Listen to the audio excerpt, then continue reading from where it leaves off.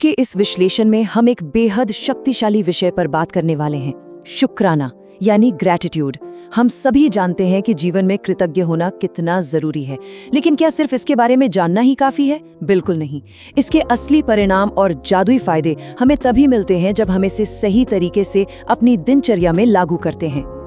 अब हम में से बहुत से लोग ये अभ्यास करते तो हैं, लेकिन अक्सर एक निराशा हाथ लगती है कि यार जैसे परिणाम सोचे थे वैसे मिल क्यों नहीं रहे। क्या हम शुक्राना गलत तरीके से कर रहे हैं? अगर ऐसा है तो फिक्र करने की कोई बात नहीं है। ये चर्चा उस सारी उलझन को बिल्कुल दूर कर देगी। हम उन छोटी छोटी गलतियों को समझेंगे जो हम अनजाने में करते हैं और जानेंगे कि इस अभ्यास को असल में पावरफुल कैसे बनाया जाए।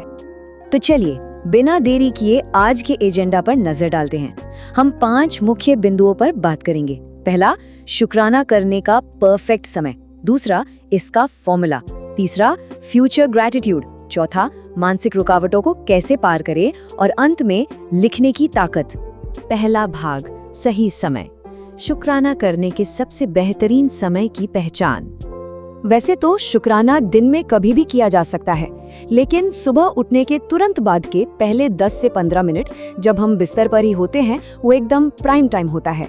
इसके अलावा दोपहर में जब भी शांति का कोई पल मिले तब कर सकते हैं, और रात को सोने से ठीक पहले का समय भी बहुत खास है, क्योंकि ये अगले दिन के लिए हमारा स्टेट सेट करता है।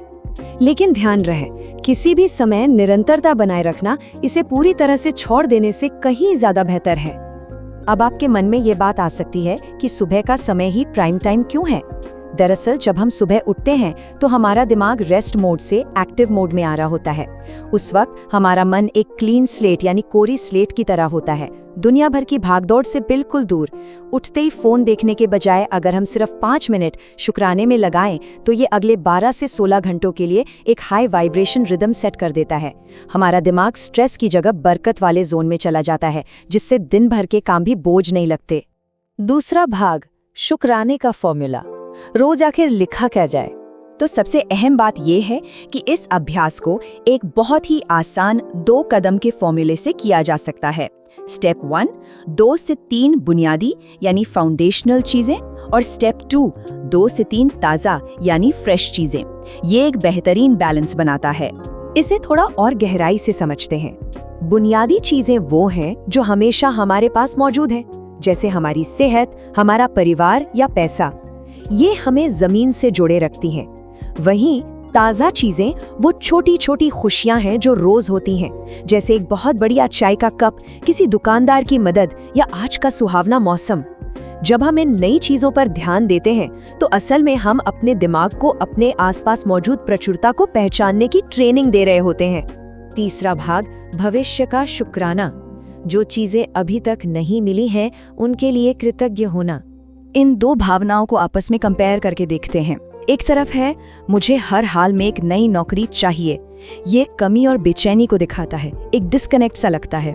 वहीं दूसरी ओर, मैं उस नई नौकरी के लिए आभारी हूं जो मेरी तरफ आ रही है। ये माइंडसेट एक कमाल का अलाइनमेंट बनाता है। सोचकर देखिए, जब हम शिमला जाने का ट्रिप प्लान करते हैं या घर में कोई शादी तय होती है तो हम उस घटना के होने से महीनों पहले ही उसकी खुशी महसूस करने लगते हैं ना, है ना?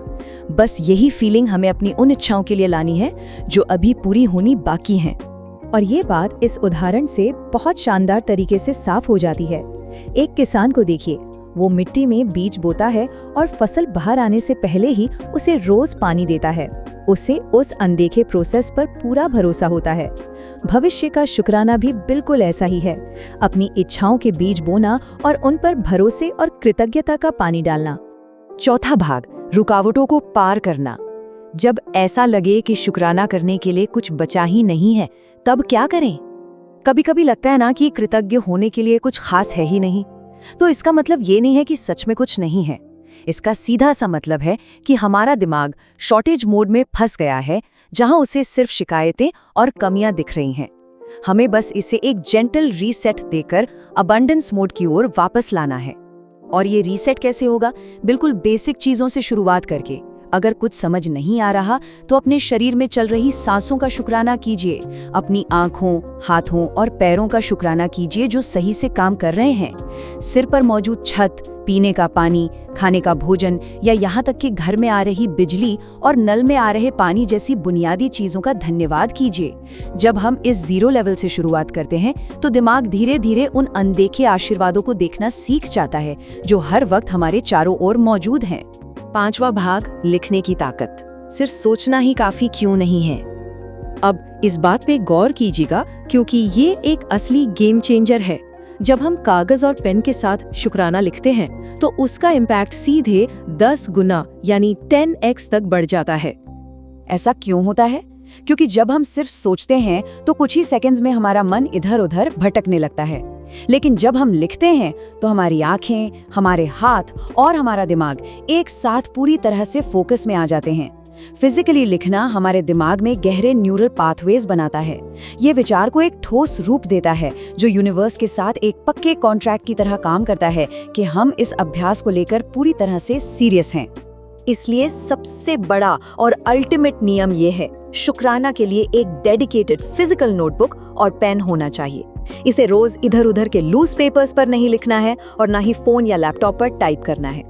वो खास डायरी हमेशा बिस्तर के पास होनी चाहिए जिसमें सिर्फ और सिर्फ शुक्राना ही लिखा जाए। ये अभ्यास जितना सिंपल है उतना ही गहरा और लाइफ चेंजिंग भी है।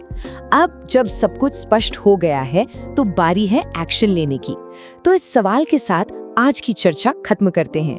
आज ही उस नई डेडिकेटेड डायरी में सबसे पहली एंट्री किस चीज के लिए लिखी जाएगी?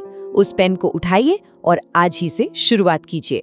हमारे साथ इस विश्लेषण में जुड़ने के लिए बहुत बहुत धन्यवाद।